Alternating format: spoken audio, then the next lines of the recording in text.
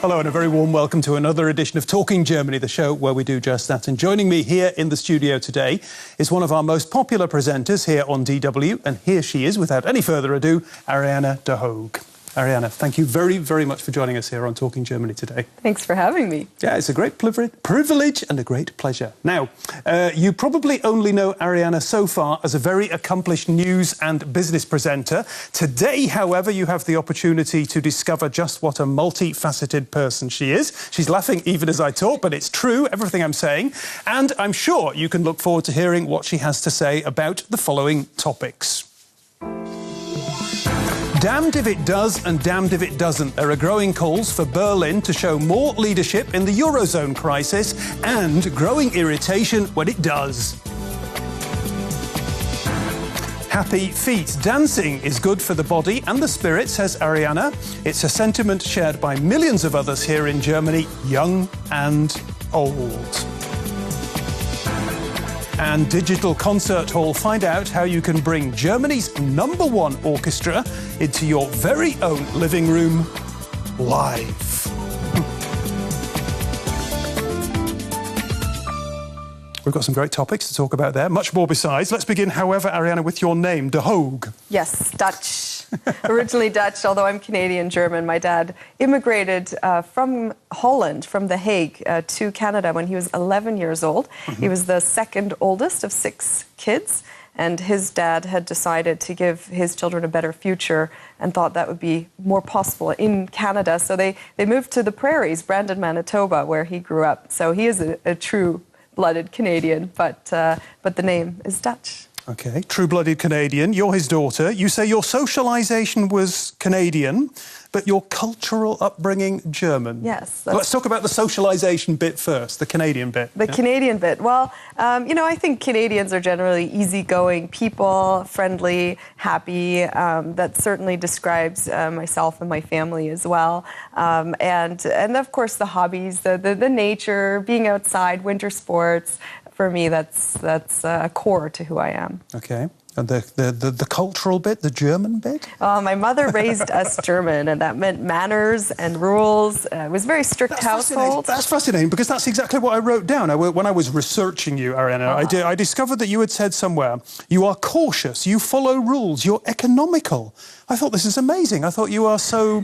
I mean, you're flamboyant. You definitely are flamboyant. But this was sort of, you know, quite the opposite, yeah? Yes. And this is the German bit of you. That's the German bit of me. Yep, that comes from my mom. Discipline. Discipline is the best way to put it. Discipline is also something how I live my life, disciplined and organized. My family and friends would laugh right now. I'm very uber organized. But no, I mean, I'm very grateful to her for that. It's given me a lot of skills as well. And in our family, to have the German culture was, of course, so enriching. Yeah. German Christmases, Easter's, birthdays, very, very rich tradition, the German tradition. So absolutely. It was fun to have that. OK, now you've ended up living here in the German capital, working in the German capital, working for DW, for Deutsche Welle. What I would like to know from you right here at the beginning of the show is, I mean, if we were talking business, I'd be asking you about DW. What is the unique selling point? About DW. About DW. I think one of the reasons I'm so proud to work for this station in particular is that it has a very international view. I mean, it does present Germany, that's the whole point, being a national leader for Germany, but it really tries to reach out into the world. It really tries to integrate what is international in Germany as well. And I think that it's also, all in all, quite a neutral station, which is, of course, what journalism is supposed to be, that it really the notion of unbiased reporting, which is in some quarters these days is viewed as sort of so old-fashioned almost. That's right. Yeah, in the great debate. Yeah. Well-informed and non-biased, and I think that's so crucial in journalism. So yes, I am proud when I read the news, and most of what I read, I write myself as well. You know, it's something I also always tell myself. Do not be biased. You have to be very neutral about these topics. Okay. First impressions there from Ariane. Let's find out a little bit more now about how she works. She was just talking about it, and how she plays. Here we go. When Ariane de Hoog moved to Berlin in 2009, she was returning to a familiar city. She had already lived in the German capital as a teenager, experiencing the exciting period after reunification. The German Canadian found new opportunities at Deutsche Welle. She trained to be a moderator and was chosen to present the English news. She had always had a keen interest in business and politics.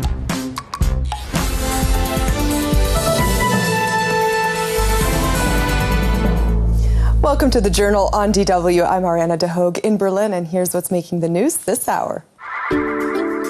Ariane was born in 1978 in Nairobi, Kenya. Her father was a Canadian diplomat. Her mother, a German violinist. She also has a younger brother named Julian. She still has connections to her African roots. She supports an orphanage in Uganda.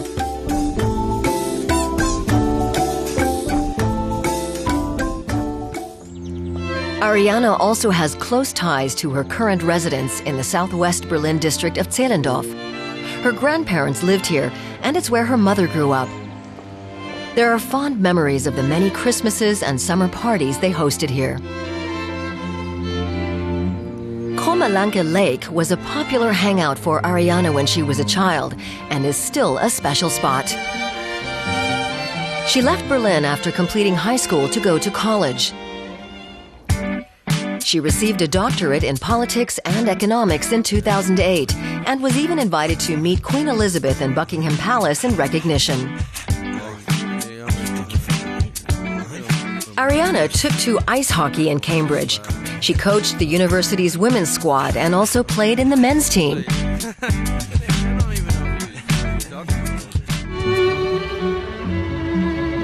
But her hidden passion is for music. When she was young, she played the violin and viola in orchestras. She often goes to concerts at the Berlin Philharmonic. Ariane dreams of setting up her own string quartet. She also expresses her love of music through the medium of dance. And there's plenty of opportunity to salsa in Berlin. Ariane de Hoog could feel at home anywhere, but she has a special place in her heart for Berlin. And today, she's our guest on Talking Germany. Ariane de Hoog. That's a lovely report. I really like it. Ariane and I were talking about, there's one sequence in there where we see a photo of your brother, and I said to Ariane, I said, who's the little guy next to the brother? And it was you, yeah? Tomboy. As a young tomboy, exactly. Yeah. Now, you are an interesting combination because most people are either like me, they've moved around an awful lot, or they're like my kids, they've grown up and lived in one place all the time for their whole childhood. You had a combination of the two because you moved around a lot, but you had a real base, which was Germany and Berlin. Yeah? That's right. We had the base in Berlin because my grandparents lived here. So every Christmas, every summer, I spent here in Berlin in the house that I've now taken over. And then also my father learned German because of my mother, who was from Berlin, born and raised in Berlin. So he also tried very hard to have two postings to Germany so that my brother and I really could grow up bilingual, bicultural, and we weren't all over the world. So that was, for us, very beneficial. And did you strike lucky or not? Were you here in Berlin when the wall came down? No, I almost. Almost? Almost. I mean, it was interesting because the wall went up when my mother was 12, and the wall came down when I was 12. And we were sitting in front of the television in Canada. My mother was at an orchestra rehearsal and came home, and I remember my father shouting, "Regina, Regina, come quick!" And so we spent the entire time from the screen, but then within a month and a half, we were coming to Berlin anyway. So I didn't experience those first few days, but certainly everything after that. Very exciting. And these travels that you were on, that was because you were growing up in a diplomatic household. I can't begin to imagine what that's like. Do you have to be on your best behaviour all the time? You do often. I mean, the thing is, as a diplomatic family, and certainly the higher you move up in the ranks, the more important is the socializing. You're representing Canada abroad. And as children, you pick that up right away. And I was the oldest, not just of the two of us, but of the entire de Hoog family. I was the oldest of my generation. And it came with a sense of responsibility, but also, you know, from age 3, you could throw me into a social situation and I could chat people's ears off already then. And my little brother was a bit more shy, so he would always hide behind me and was thrilled when I would say to people, you know, my brother is 3 years old and his name is Julian. And he loved that when I took over. Okay, so you went to school here in Berlin, an American school. Then you went off to Ottawa, yeah, and then to Cambridge. That's right. You studied labour market studies. That's right. What did you find out about labour markets? Well, you know, I did my master's in global transformations in modern society, which is the world today. Social Political Sciences department. And then I got funding for a PhD on labor market studies, specifically the IT sector. So actually I was then more of an overlap between economics and political sciences, because I had to look at policies as well, gender studies, you know, where genders work in the workforce, things like that. So my PhD took me all around the UK into big companies like IBM and Microsoft, interviewing people specifically in the IT sector, but also looking at labor market issues as a whole. So it was a fascinating time. And all this stood you in good stead to come to Deutsche Welle, to get involved in reading the business news, yeah? Yes. And certainly one question that an awful lot of people ask me, and I'm sure they would ask you just as readily, is that, you know, we live in very troubled economic times, but Germany is really still doing really very well, yeah? Yes. Why? What is Germany getting right? People ask me this constantly. I think it's very fitting also for this show, actually, to talk about it, because it is a German character. And talking Germany, I mean, I think it says something about the German people, the German government, the kind of people that we as Germans vote into government, is that there's a nature of saving, of being careful, of thinking ahead, of being a bit careful. And I think that stood Germany in good stead for these times that have now hit Europe. And so Germany has naturally fallen into the leadership position, even if it didn't necessarily want that role. We'll talk about all of that in a second, but that is absolutely fascinating, because all the Anglo-Saxons especially, but other people around Europe, are saying to the Germans at the moment, they're saying, don't put your money aside for a rainy day. Spend, spend, spend. And it's just not in Germans' nature, as you're explaining, yeah? Yes. Now, I'm getting technical now, but the latest consumer data shows that Germans are now actually spending a little bit more, but you just never know with these things. These are trends, and it could stop again, too. So, yeah, I think it would be hard to get Germans to be spend-thrifty. Okay. So that's one explanation why the German economy is still doing pretty well, yeah, at this point in time. Is it all a rosy picture, or are there clouds on the horizon? You mean for Germany? For Germany? For the German economy. Do we need to be worried? I mean, lots of people in Europe are struggling.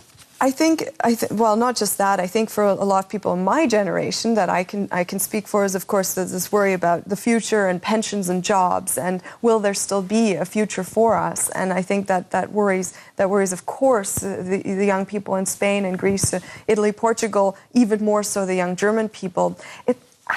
How do you know? It depends on so many factors. Nobody can answer that question truly, is where's this going and is it going to be okay? But everybody will try and make it so. And as long as there's a movement, a constant movement for improvement, you know, the chances that we'll spiral down are probably quite low. There was quite a lot of sort of North American positive thinking in what you were just saying there. We'll talk about that too in just a second. OK, we've established Germany's doing pretty well still. We'll have to see about the future. But Europe, without a doubt, is in crisis, especially the European countries that have signed up to the single European currency, the euro. The project, most people agree, is in danger. And if it's going to survive, Germany will probably have a role to play in putting things right. But can it and should it? And does Berlin want to? Angela Merkel, leading the way through the euro debt crisis. Germany's chancellor flexes her political muscles until her opponents either give up or decide to play ball. Before, she was seen as the darling of German politics.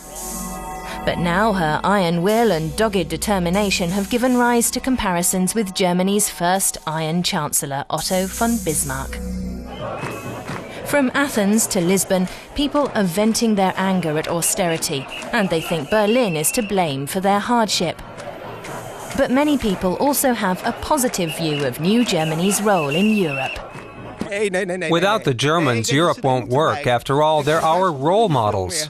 Jullie zijn toch een voortrekker van nee. The Germans are top of the pile as far as the economy is concerned, and they're helping us more than we French can help them.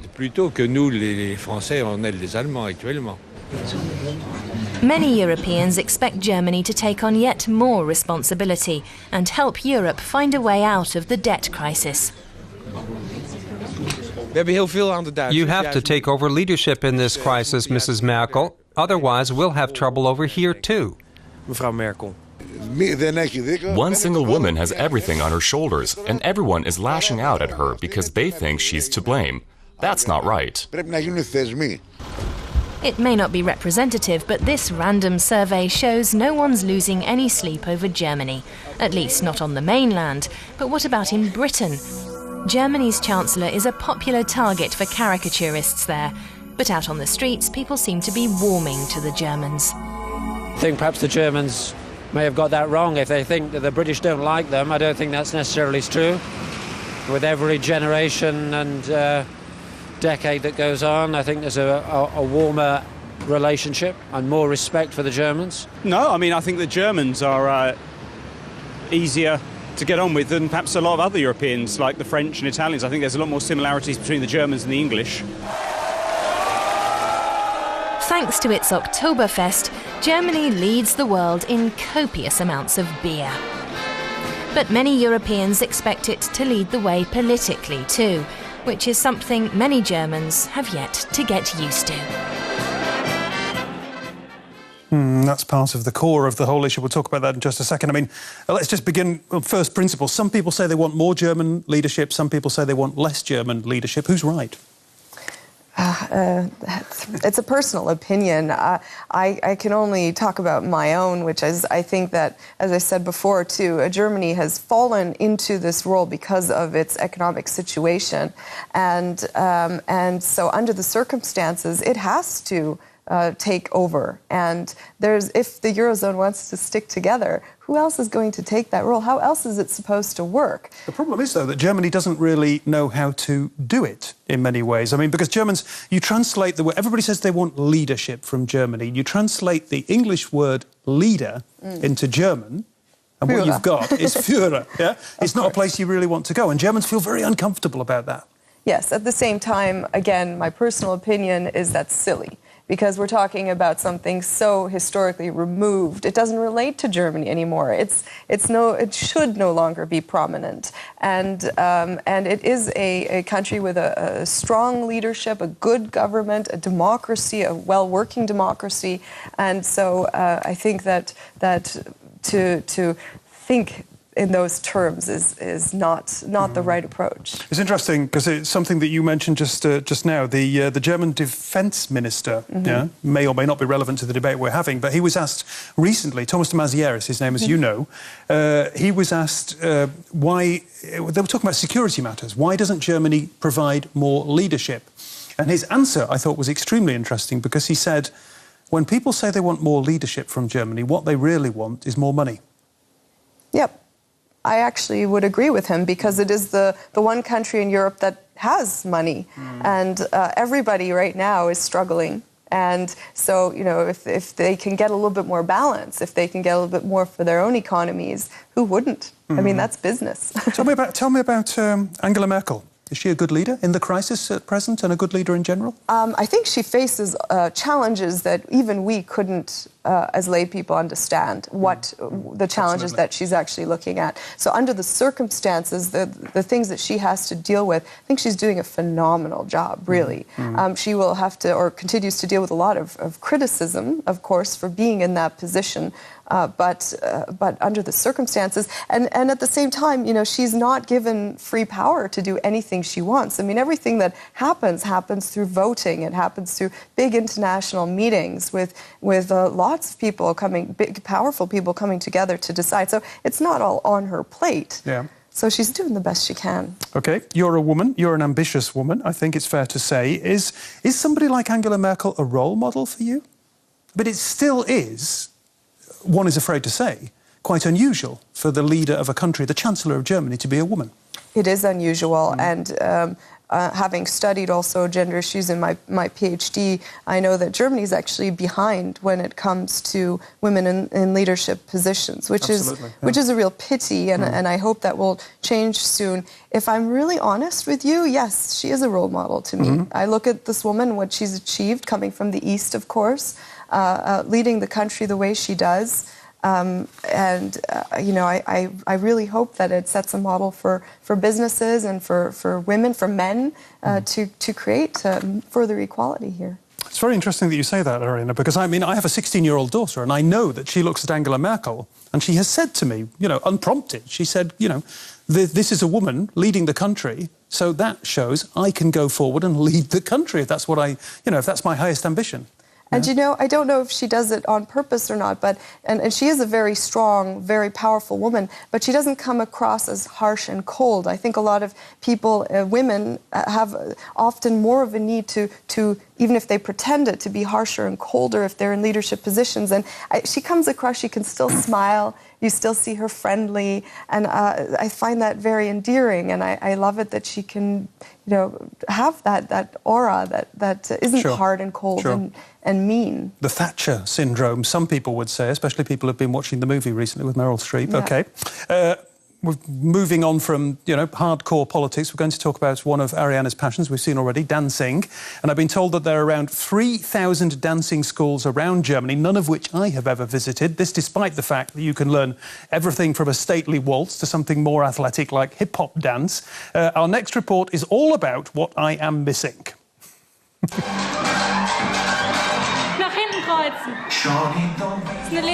It's a way of life. It's about how you feel and what you do. Like countless others in Germany, hip-hop is more than just music for 18-year-old Luca Fritsch. It's an integral part of life. At the Gutmann Dance Academy in Freiburg, there are 5 hip-hop dance courses on offer, all of them fully booked. Everyone knows ballet, but hip-hop is something completely different. You can incorporate lots of different things, like your experiences and everything else. So that's different, and as a lot of young people think it's something our parents don't do. Another type of dance gaining in popularity is salsa, and it's proving a hit with couples and singles alike. Some revel in the freedom it offers and want to learn Latin American variants. This dance school offers classes throughout the week, and demand for places is increasing. Our motivation was that we fancied doing something together. It's just nice to go somewhere together and be close. You can't do that with sports because he just rides off on his bike. We've done salsa before in a beginner's class and other courses. It was so much fun we decided to really get involved. I wanted to get away from everyday life. With this, you have a time when you can dance. You're in another world. And I like that. The man dances against the woman's direction of movement. The more traditional forms of dance still lead the way, especially with the older generation. Nearly all learn some steps in their younger years. And thanks to their children's graduation ball or wedding, many have rediscovered a lost passion. If you don't have a partner, you can find one in courses for singles. That's where Eliana Bernhardt and Reinhard Hasch met and fell for each other. For me, dancing has created a totally new social environment. I split from my family broke up because of this, and now I have a new social setting. I've met people here I didn't know before, and we get on well. Dancing brings people together, keeps you fit, and is great fun. It's catching on, and Germany's dance schools are over the moon about the resurgent dance craze.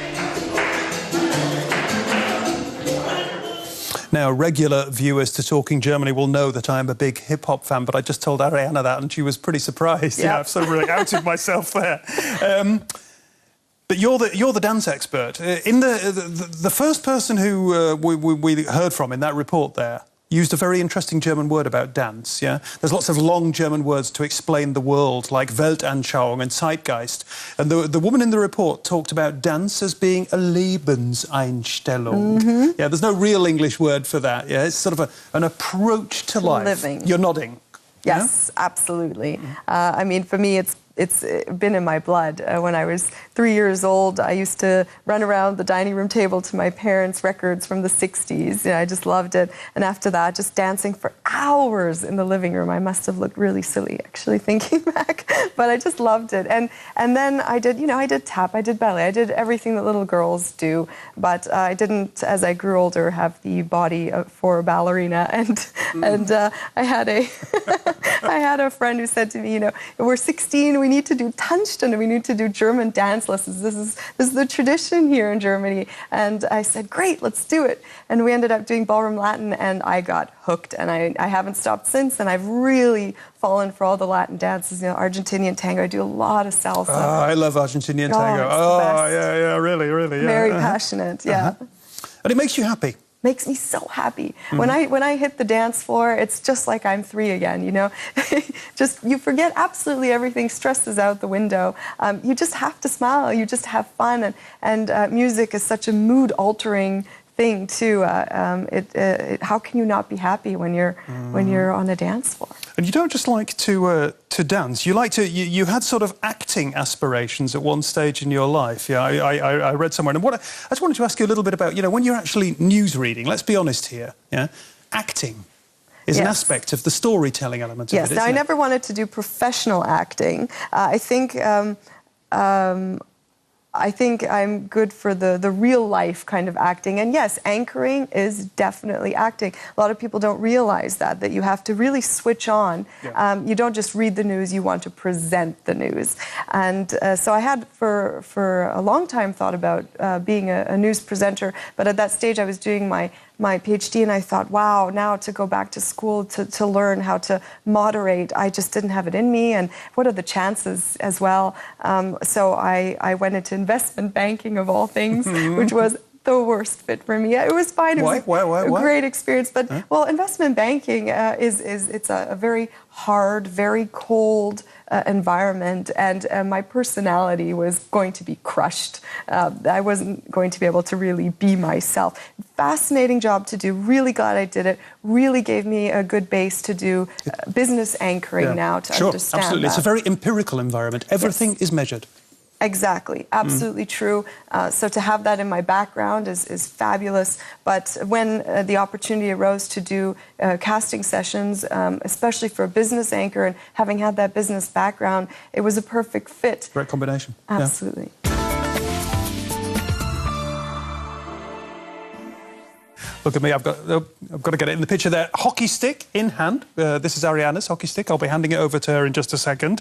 Let's talk about the Icebären first, though. You've been to see the Icebären. I have, yes, of course. And the atmosphere? Phenomenal. I mean, people bring instruments and they're screaming and they're singing and they're shouting. And I mean, there's a bigger audience at the NHL games that I've also visited. But although there's more people, it seems the North Americans are a lot tamer, a lot more quiet. The Germans really know how to enjoy a game. And are they any good, the Icebären? I mean, I've seen them play and I know they're good. And they've won the championship 5 out of 7 in the last 7 years. But well, if they were playing in Canada or in the NHL, where would they be? They wouldn't be in the NHL, would they? No, they're hard players, they're fast players. I think where the NHL is just one step ahead is the speed. The speed of the game is just that one notch higher when you look at the NHL. Okay. Do you know the background to the team? No, but I'm very curious to hear a little bit. But they used to be a Stasi team. Oh, I did not know Yeah, that. they were part of the whole East German security setup, and they were the team that... There were only 2 ice hockey teams in the East German League. Isn't that fascinating? And so it was the smallest ice hockey league in the world, yeah? We'll talk about that. You and I have got to talk about that at some stage later. I've got to hand you your stick, though, first of all, yeah? Tell me about the stick. All right. We've got some shots as well, I think, of you and your brother. Let's have a look at that at this point. I'm not sure. We've got those? Well, the thing There you go. That's my family, and that's my dad played for Oxford. My brother captained Oxford. That was after my brother's varsity match. I captained Cambridge, and then I played on the men's team for Cambridge. That's the stick. That is the stick, and that is the only game I ever played where I beat my brother. And he's being very supportive and sweet there. He lets me have it. That game, he knows I won that fair and square. He's a much better player than I am, but we were in France at a training camp. I was playing with the men, and he was for Oxford, I was for Cambridge, and we were playing in the Olympic Stadium in Mirabel. Yeah. There's an audience of about 2,000 people. They had to pay for the tickets, and I was third line, he was first line, I was right wing, he was center, but my coach thought it would be funny for the first puck drop to put me up against him. And so I skated out, and my brother was really confused while I was standing across from him, and we threw some insults back and forth, and the referee knew could see that we were joking. The audience didn't know I was a woman. Yeah. They also didn't see we had the same last name on our jersey. So we started to hit each other with our chests and push each other around, and the audience went crazy. They thought we were going to drop the gloves and start fighting, and we were just playing around like in our living room, you know. Just do that for me. Oh. But pretty good. You need the muscles to stay standing on the ice. But I think my brother maybe got a little bit more confused by all the noise when everybody stood up, and when the puck actually dropped, I did win that face-off, and we actually got a point, and so we beat them 3-2. And that was the only win I ever had, and we won the tournament. Great stuff. Yeah, it was fun. So you are not just a cautious and careful and disciplined person, but you are, we've discovered you're ambitious, but you're competitive? I am indeed competitive. Not mean. Not mean? But you know, being the best is important. And you're tough. You have to be tough to play ice hockey and survive. Yes. I was playing soccer a couple of years ago and I broke my finger, and I couldn't read the news after that because, you know...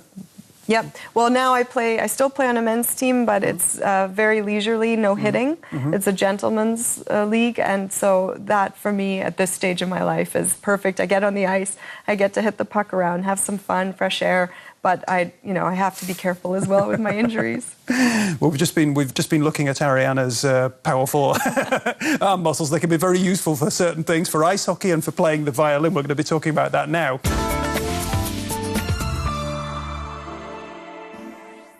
That's a fantastic project, yeah? Absolutely wonderful idea. You know what to get me for my next birthday. No, to be serious, no.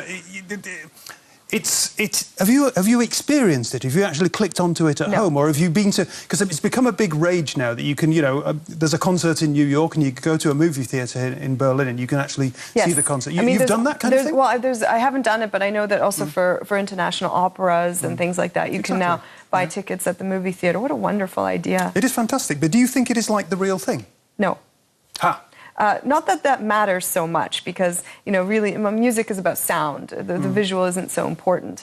But to sit in the Philharmonie, which is also such a historical building, sound. Describe the building for us. We saw it there. It's remarkable, isn't it? It's one of the great treats of Berlin. It really is, and it's not necessarily beautiful. I wouldn't describe it as a beautiful building, but it's supposedly mathematically built in such a way that the concert hall maximizes on tonality, on the sound, on the waves that come from the instruments, and so when you sit there, it's really a warmth that engulfs you when you're hearing this music up close and personal, and you have the seats going right up to the ceiling, and everybody's sitting there just so completely hushed and quiet.